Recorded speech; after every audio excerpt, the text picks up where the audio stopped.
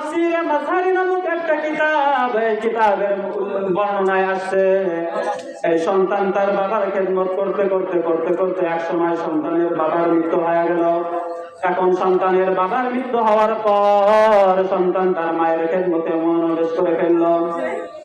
সন্তানের বাবার মৃত্যু হওয়ার আগে সন্তানের সম্পদ হিসেবে একটা গাভী ছিল, একটা গাভী। এই গাভীকে সন্তানের বাবা অনেক আল্লাহওয়ালা নেককার বান্দা হওয়ার কারণে আল্লাহ পাকের কাছে দোয়া করলো, আল্লাহ আমার সন্তান তো এখন ছোট, এই সন্তান এই গাভী লালন পালন করতে পারবে না। ও আল্লাহ, আমি আমার গাভীটাকে জঙ্গলের মধ্যে ছেড়ে দিলাম।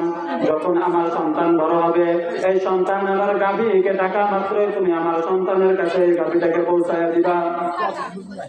আল্লাহর সন্তান, আল্লাহর বান্দা সন্তানের বাবা যখন মারা গেল, ছোট্ট সন্তান তার মায়ের খেদমতে নিমজ্জিত হয়ে গেল।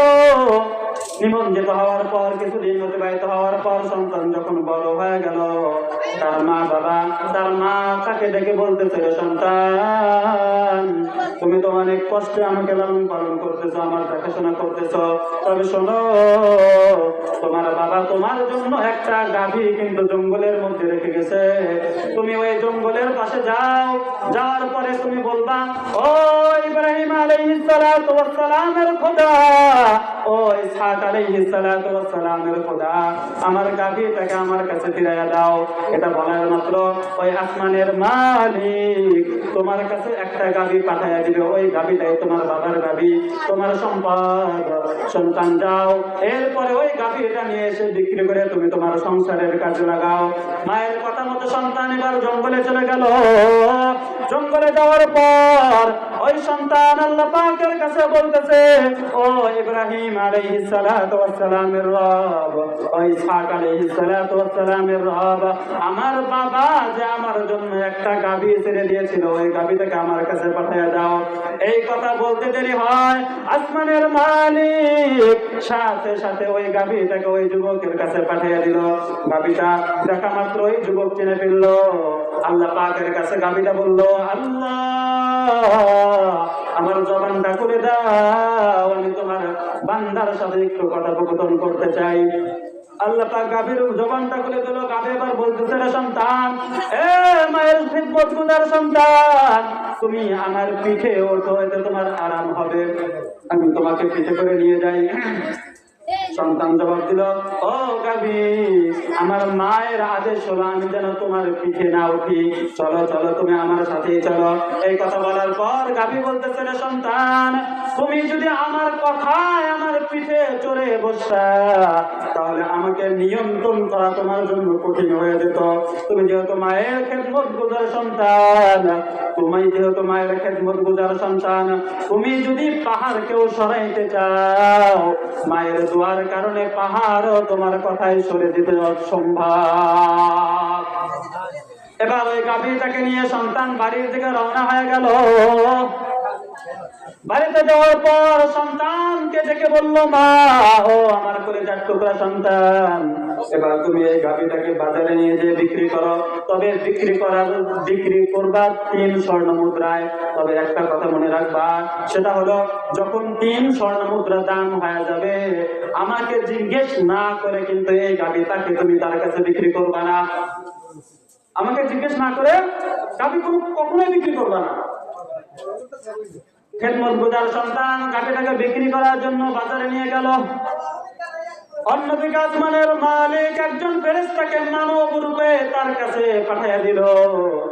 মানবরূপী ফেরেশতা তার কাছে এসে বলে, এই বাবা, তুমি কি তোমার গরুটা বিক্রি করবা নাকি? সন্তান বলে, হ্যাঁ, আমি আমার গরুটা বিক্রি করতে চাই। বলো তোমার গরু কত দামে বিক্রি করবা? সন্তান বলে, মা বলেছে 3 স্বর্ণ মুদ্রায় আমি আমার গরুটা বিক্রি করব। এবার মানবরূপী ফেরেশতা বলে, আচ্ছা ঠিক আছে, তাহলে গরুটা আমাকে দিয়ে দাও, আমি তোমাকে 3 স্বর্ণ মুদ্রা দিয়ে দিচ্ছি। সন্তান বলে, না না, আপনি যে 3 স্বর্ণ মুদ্রায় কিনবেন এটা আমার মাকে জানানো লাগবে, এরপরে বিক্রি করবো। আপনি থাকেন, আমি বাড়ি থেকে মাকে জানাই আসি। গরু নিয়ে আবার বাড়িতে রওনা হয়ে গেল। বাড়িতে যাওয়ার পর সন্তানকে বলতেছে, মা, ও কলিজার টুকরা সন্তান, এবার তুমি বাজারে যে তাকে বলবা 3 স্বর্ণ মুদ্রায় আমি বিক্রি করবো না, 6 স্বর্ণ মুদ্রায় বিক্রি করবো। বাজারে যাওয়ার পর তাকে বলতেছে আম্মা জান বলেছে 6 স্বর্ণ মুদ্রা লাগবে। মানবরূপী ফেরেশতা বলতেছে আশ্চর্য, তুমি 3 স্বর্ণ মুদ্রা বিক্রি করতে চাইলে, আমি দিতেও চাইলাম, আবার ঘুরে এসে 6 স্বর্ণ মুদ্রা চাও। আমি তোমাকে 12 স্বর্ণ মুদ্রা দিব, তবে শর্ত হলো তোমার মাকে বলা যাবে না। খেদমতগুজার সন্তান বলে না না, কখনোই সম্ভব না, মাকে জানানো লাগবে। আমি তোমাকে 30 স্বর্ণ মুদ্রা দিব, এরপরেও তুমি তোমার মাকে জানাতে পারবে না, বলো গরু বিক্রি করবে না কি কয় না। আবার সন্তান তার মায়ের কাছে ফিরে যাওয়ার পর সন্তানকে তার মা বলতেছে, আরে সন্তান, ওটা কিন্তু মানুষ না, ওটা হলো ফেরেশতা। তবে সন্তান তুমি এবার যাও, যে তাকে বলবা যে আমি আমার গরুটা এখন বিক্রি করব নাকি করব না, এই মতামত পরামর্শ তুমি তার কাছে চাও। খেদমতগুজার সন্তান মায়ের কথা মতো আবার গাভীটা নিয়ে বাজারে রওনা হয়ে গেল। বাজারে যাওয়ার পর দেখে ওই স্থানে ওই মানবরূপী ফেরেশতাকে তার রূপ ধারণ করে সেখানে দাঁড়ানো। সন্তান তার ওই মানবরূপী ফেরেশতার কাছে উপস্থিত হওয়ার পর বলে, ও ভাই, আম্মা জান বলেছে আমি আমার গরু এখন বিক্রি করব কিনা। মানবরূপী ফেরেশতা বলে, সন্তান তুমি তোমার গরু এখন বিক্রি করো না, বনি ইসরায়েলের মধ্যে একটা হত্যাকাণ্ড হবে, ওই হত্যাকাণ্ডর ভিত্তিতে একটা গরু জবাই করা লাগবে। ওই গরুটা তোমার গরু সারা বিশ্বের মধ্যে আর কোন গরু থাকবে না। আর তোমার গরুর দাম হবে গরুটা জবাই করার পর ওই গরুর চামড়ার মধ্যে যতগুলো স্বর্ণ মুদ্রা করবে এই পরিমাণ দাম।